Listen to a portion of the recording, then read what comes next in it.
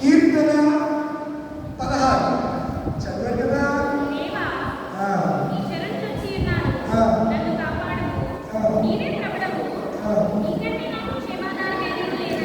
నీకంటే నాకు క్షేమాధారము ఏదీ లేదని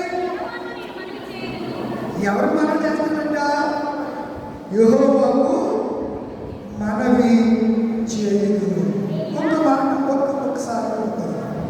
ఒక మాట నేను మీకు జ్ఞాపకం చేస్తాను. నేను రాసుకున్నాను ఒక మాట, అది మీకు జ్ఞాపకం చేస్తాను. 8వ వచనం చూడండి. సదాకాలము యెహోవా యందు నా చూపు నా గురించి ఎవరి మీద మరి అంశం ఏంటి అన్నప్పుడు మీరు దానికి సంబంధించి వచ్చిపోతుందో లేదో వచ్చినప్పుడు చదువుకుంటండి. మీరు ప్రార్థన చేసేటప్పుడు కూడా ప్రభువా ఈరోజు ఈ అంశం కదా, ఈ అంశంలో ఉన్నటువంటి నిగూఢ సత్యాలు ఆత్మీయ మర్మాలు నాకు బోధించు, నీ సేవకుడిని అభిషేకించి ఆత్మ మూలంగా మాతో మాట్లాడు అని చెప్పి ప్రార్థన చేయాలి, చేసుకుని రావాలి. అప్పుడు దేవుడు నీతో స్పష్టంగా మాట్లాడతాడు. 8వ వచనం. సదాకాలము యెహోవా యందు నా గిరుచున్నాను, ఆయన నా కుడి పార్శ్వమున్నాడు కనుక. దావీదుకి గురండి, దావీదుకి సదాకాలం నా చూపు ఎవరి మీద? మనం కొంచెం చూద్దాం తర్వాత. కానీ మధ్యన కళ్ళు లాగుతున్నా సరే చూస్తున్నారు, కళ్ళు లాగేసి అందుకే అందరికి ఏమేమి చెప్తారు పోతద్దాలు. ఎలా మన రాజుకి పిల్లలు వచ్చింది, ఎంత దర్శనం ఉందమ్మా. ఆ అర్థం చూస్తుంటే కన్ను ఈ కవ్వు కన్ను ఉంటుంది కదా. కవ్వు ఏంటంటే కవ్వు అంటే ఆవు పెద్దగా ఉంటుంది కదా. ఆ పోతద్దులో కన్ను ఇలా కనపడుతుంది, ఇంత కనపడుతుంది, ఇంత కన్ను పోతద్దులో ఇంత కనపడుతుంది. ఇలా ఉంది, ఇలా చూస్తుంది. 24 గంటలు పోతే కంటి చూపు మందగించగా ఏ చూపు వస్తుంది? అందమైపోతున్నాయి చూపులు, కంటి చూపు. దావీదేమంటున్నాడు? నా చూపు నా గురి సదాకాలం. అందుకే ఎక్కువ మాట్లాడాడు 23కి. నా బ్రతుకు దినములన్నీ యెహోవా మందిరంలో ఏ ఆశ అండి. ఎంత మంచి చూపు అతని ముందు చెప్పండి. ముందు చూపు, ముందుకి ప్రణాళిక. నా ప్రియ క్రైస్తవ సంఘమా, దేవుని బిడ్డలారా, ప్రియ దేవుని బిడ్డలారా, కుటుంబాలుగా దేవుని సన్నిధిలో కనబడుతున్న ప్రియమైన ఆత్మీయ బిడ్డలారా, ఈ రాత్రి ఇది ఎలాంటి చూపు కలిగి ఉన్నావు? ఆ 5గురు ముగింపులోకి వచ్చేస్తున్నారు. చాలా విషయాలు ఉన్నాయి. రిఫరెన్స్ ఏమన్నా రాసుకుంటారా? చూడండి, రిఫరెన్స్ ఇస్తాను. 2-3 మాటలు వివరించి ముగిస్తాను. మత్తయి సువార్త 3:13. మత్తయి సువార్త 3:13. మత్తయి సువార్త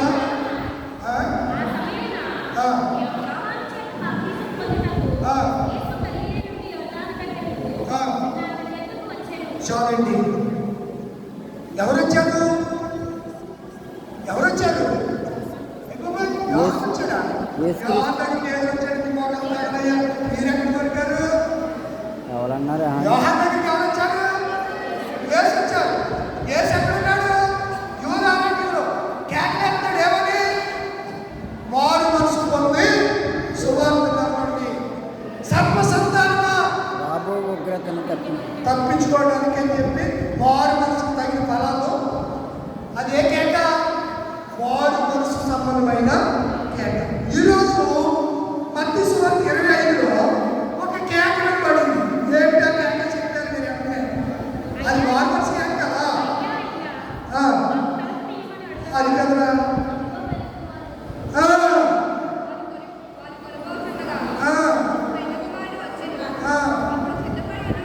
అది కూడా కాదు.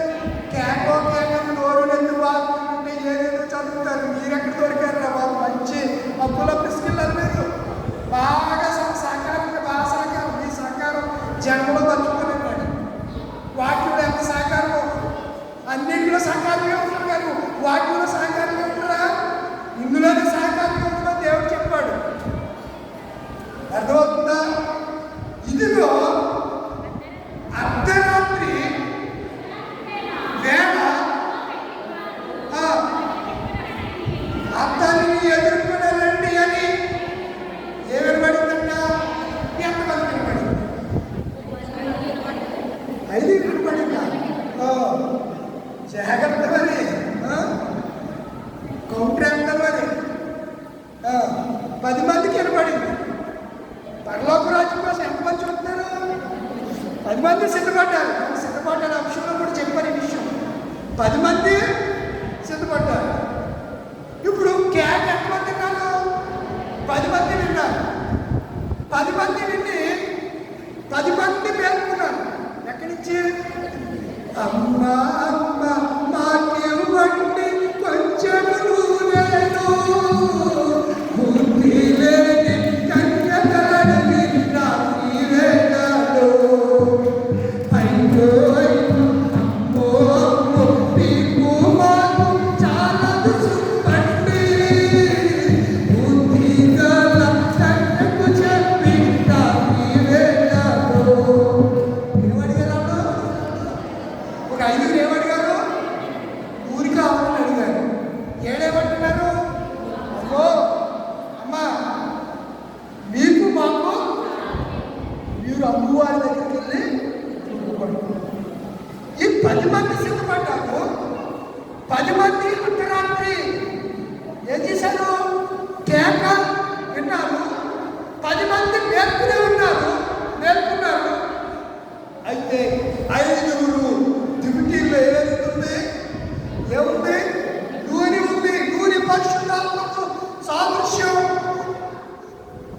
సమూయేలు దావీదు మీద ఆ తైలము కొమ్ములో ఉన్నటువంటి అడాయిని నూనెను ప్రోక్షించగానే దేవుని ఆత్మ ఎవరికి వచ్చేసింది? చెప్పరండిలా. దురాత్మ ఎవరికి వెళ్ళిపోయింది? సౌల్లో వెళ్ళిపోయింది. మొన్న ఆయన తెలియక అది ఇంగ్లీష్ బ్యాచ్ చెప్తున్నాడు. ఇలాంటి బాధలు రాకడ దినాల్లో విమర్శ అవుతుంది. కర్మ కర్మ కాకపోతే ఏంటిది? ఇంకొక ఆయన అన్నాడు, సమూయేలు అప్పటికే చచ్చిపోయాడంట. ఎప్పటికీ? సౌలు ఉన్నప్పటికీ సమూయేలు చచ్చిపోయాడంట. అసలు సౌలుని అభిషేకించిందే సమూయేలు కదా. గాడుని ఎత్తుకుంటే వెళ్ళండి. సమూయేలుతో దేవుడు చెప్పాడు, రేపు నీ వేళకి గాడులు ఎత్తుకుంటూ కూడా వస్తాడు. తీసుకోవాడని వెంట వెళ్ళిపోతుంటాడు. సౌలు వస్తాడు, బసార్ కంటే ఎత్తుగా ఉంటాడు. సమూయేలు వచ్చినప్పుడు ఏం చేయాలి? నువ్వు ఆయన అభిషేకించి ఇశ్రాయేలు మొదటి రోజు ఆడే వాడు బాగా పొడిచేస్తాడనే చెప్పాడు దేవుడు. అన్నాడా? ఒక ఆయన అంటాడు, సమూయేలంట సౌలుని అభిషేకించడానికి సమూయేలు చచ్చిపోతుంది. మరి సౌలుని ఎవడు అభిషేకించాడు? నీ తాత అభిషేకించాడు. కనీసం పైన కాలేజీ లేకపోతే ఇంకెందుకు మన బతుకులో సంఘంలో ఆ పాత్రలని ఈ పాత్రలని దేవాలయం పాత్రలో చేసేదేంటి? దేవుడు వాక్యం ఇదిగో ఈ పని అలాగైంది. ఎవరు? ఈ 5 పని ఏమైంది? చెప్పండిరా. ఏమైంది? అలాగైందండి. అలాగైంది. అలాగైంది. ఏమైంది? సిద్ధపాటు లేకపోతే విడువబడ్డారు. భూమి మీద విడువబడ్డారు. పరలోక రాజ్యం తలుపు ఏం చేయబడింది?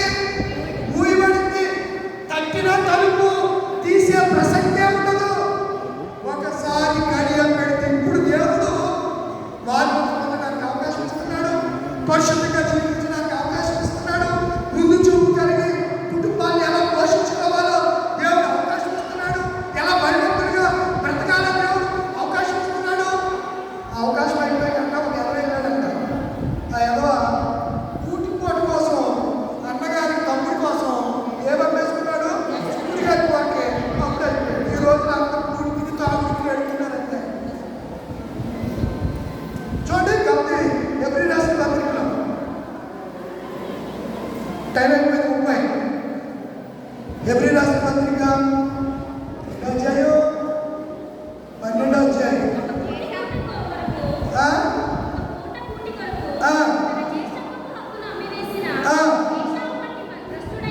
యాషావు అంటే యాషావు ఏమైపోయాడంట? భ్రష్టుడు. అదా భ్రష్టురాలు. భ్రష్టత్వం సంబంధించిన దానికి భ్రష్టపట్టి అనుకున్నాడు. అంటూ ఉంటారు చాలా మంది పొరపాటు అంటారు. యాషావు అంటే భ్రష్టుడైనడు. కాడు చేసిందని అదే. తర్వాత ముందునేమో ఎలా చూసుకోవాలి? ఈ 5 అది లేదు. జాగ్రత్తలే కదా.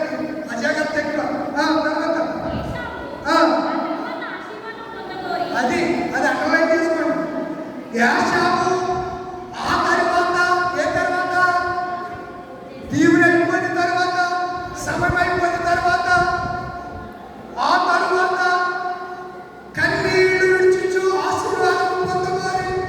కన్నీళ్లు విడిచించు దానికోసం శ్రద్ధగా వెతికినను. అది కథ. ఏం పొందలేదు? ఈ ఐదుగురికి ఏం లేదు? బాగుపడలేదు. ఈ ఐదుగురితోనే ఉన్నారు. నటన. ఏ నటన? వారు మనసు పొందినట్లుగా నటించారు.